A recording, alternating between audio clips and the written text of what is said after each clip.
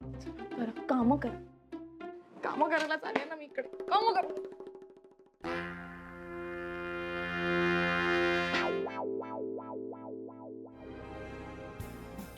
Credit card.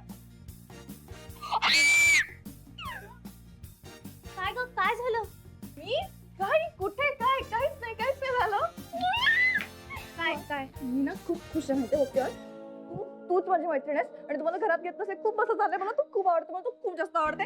आणि आज आज मी हे सगळं घर एकदम चकाचक करून टाकणार आहे. तू काही काळजी नको करू. I love you a lot. मूर्खायस कशाला आहे तू? काय केलंस हे? बाहेर जायचं होतं ना मला. Okay bye.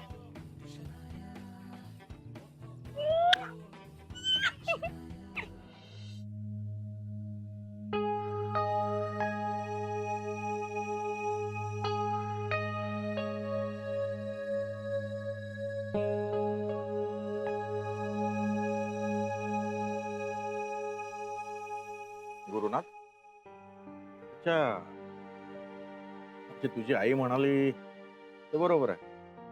काय बाबा? तेच की तू गप्प गप्प राहतो, कुणाशी बोलत नाही, चेहरा पाडून उभा आहे. हा, काय झालं बे? पुरुषानं कसं पुरुषासारखं वागावं, ना लहानशा पोराबाळासारखा चेहरा पडून उभा आहे. काय झालं? नाही नाही, चुका माणसाच्या हातूनच होतात. आपण का देव आहो का? मी काय म्हणतो, तू कोणते पितो? नाही नाही, मला काय अनुभव नाही, पण लोक म्हणतात बा की थोडीशी घेतली म्हणजे मन हलकं होतं, मनावरचा ताण कमी होतो, म्हणून विचारतोय. अरे बाहेर जाऊन तर घेतोच ना तू, मग माझ्या समोर घे ना. काय माझ्या समोर घेतली तर तू मन हलकं करू शकशील, मलाही कळेल तुझ्या मनामध्ये काय चाललंय काय नाही, म्हणून म्हणतोय. नाही बाबा, ते अबे, लाजून राहिला का बे तू? हा, काय आहे, मी घेत नाही कधी, पण दोस्ता मित्रांसोबत बसतो. तसाही तू काही लहान राहिला नाही. आणि खरं सांगायचं म्हणजे बापाची चप्पल पोराच्या पायात होत असेल तर पोरासोबत मित्रासारखं वागावं असं म्हणतात, म्हणून म्हणतो मी. हा, अरे तसाही तू एका पोराचा बाप झालाय. बोल बोल, कुठे मागवू? बाबा नाही, नको मला.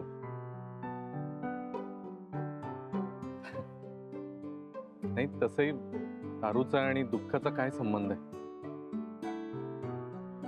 जे लोक मनावरचं ओझं हलकं व्हावं म्हणून दारू पितात, त्यांच्या मनावरचं ओझं हलकं होतच नाही, उलट उलट डोकंच जड होत. क्या बात, अगदी खरं बोललास, 100% खरं. दारू प्यायला ना मन हलकं होत नाही, मन हलकं होतं ते बोलण्यामुळे, म्हणून म्हणतो बोल, संकोच करू नकोस. काय झालं सांग ना मला. माहिती नाही बाबा. मला माहित आहे ना, तुझ्या मनामध्ये गिल्ट निर्माण झाला, अपराधीपणाची भावना निर्माण झाली आहे. आणि याहीपेक्षा तू जिच्यावर विश्वास ठेवला, जिच्या माग माग फिरला, जिच्यासाठी दुनियाशी साऱ्या दुनियेशी दुश्मनी घेतली, तिनं तुला धोका दिला आणि त्यामुळे तुझं स्वाभिमान दुखावलं.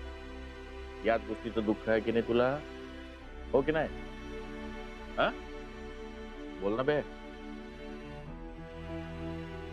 माहित नाही बाबा. गुरुनाथ, माहित नाही म्हणून होत नाही रे.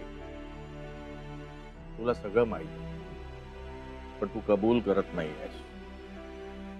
नाही नाही, मी तुझ्याकडून तुझ्या चुका कबूल करून घेण्यासाठी इथे आलेलो नाही. फक्त तुझं मन हलकं व्हावं एवढ्यासाठी मी प्रयत्न करतो, कळलं का?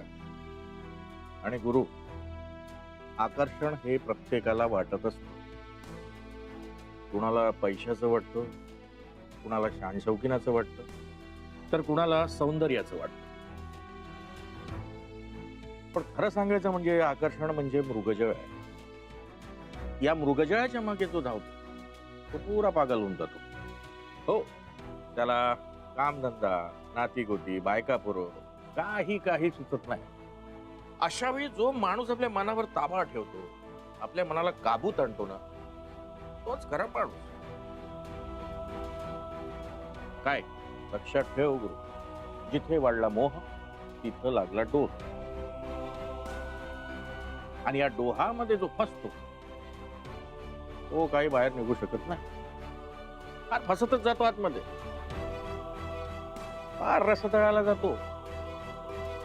तसा तू जाणार होता. गुरुनाथ, माणसाला कुठे थांबायचं हे कळायला हवं. बोर होऊन राहिला का रे बा? हा, नाही, तुला जर असं वाटत असेल की नाही मी तुला ज्ञान पाजून राहिलो तर राहू दे, मी जातो. बाबा बोर नाही होते. काही बोलूनच नाही राहिला ना, काही रिस्पॉन्सच नाही देत मला. हा, माझं आपलं प्रवचन सुरूच आहे आणि प्रवचनामध्ये खाली मुंडी घालून झोपणाऱ्या माणसाचं सोंग घेऊन तू उभा आहे. नाही बाबा, तसं काही नाही, बोर नाही होते मला. पक्का? हो. हा, तर गुरु कुठे होतो मी? कुठे थांबायचं ते कळलं पाहिजे. हा, कुठे थांबायचं ते कळलं पाहिजे. कसं आहे गुरुनाथ, खरं सांगू का तुला, नवरा बायकोचे विचार पटतीलच असं नाही. मग अशा वेळी माणूस कोलमडतो. बायको मध्ये असलेल्या उणीवा दुसरीकडे कुठेतरी शोधून काढण्याचा प्रयत्न करतो. अशा वेळी बौद्धिक आणि वैचारिक मैत्री करायला माझी काही हरकत नाही. मैत्री म्हणतोय मी, पण ही मैत्री जेव्हा सीमारेषा ओलांडते ना गुरु, तेव्हा या मैत्रीचं रूपांतर एका नात्यात होतं. त्या नात्याला वेगळंच नाव देण्यात येतं आणि तिथेच खरा प्रॉब्लेम सुरू होतो. आता शनायाला बुद्धिमत्तेचं म्हटलं तर ब देखील माहिती नाही. त्या पोरीमध्ये तुला काय दिसलं मला काय कळत नाही बा. नुसतं झाकपणा आहे, बाकी काही नाही. नाही तसं नाही बाबा, ती सुंदर होती, तरुण होती. हा, गुरुनाथा, तुलनाच करायची झाली ना तर तुझ्या मते जर शनाया ताजमहाल असेल तर राधिका घरातील देव्हारा आहे. आणि ताजमहाल कितीही सुंदर असलं तरी ते एक खडगं आहे. खडग्याला घरामध्ये जागा नसते, देवारात तर मुळीच नाही. एखादी सुंदर वस्तू शोकेस मध्ये ठेवायची असते माणसाला, आणि दिसणारी प्रत्येक सुंदर वस्तू चांगली असेलच असंही नाही. बाबा रे, रूप हे 2 दिवसाचं असतं.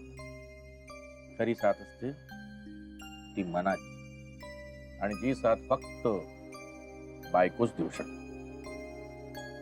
मला माहिती आहे तुला तुझी चूक उमगली आहे म्हणून अपराधीपणाची भावना निर्माण झाली. पण गुरुनाथ, झालेली चूक सुधार, नव्यानं आपल्या जीवनाला सुरुवात कर. माणूस स्वतःला स्वतः सावरू शकतो, त्यातून एक सुखाचा मार्ग काढून पुढे जाऊ शकतो. माझं ऐक, राधिका अजूनही तुझ्यावर प्रेम करते, तुला तेवढाच मान देते.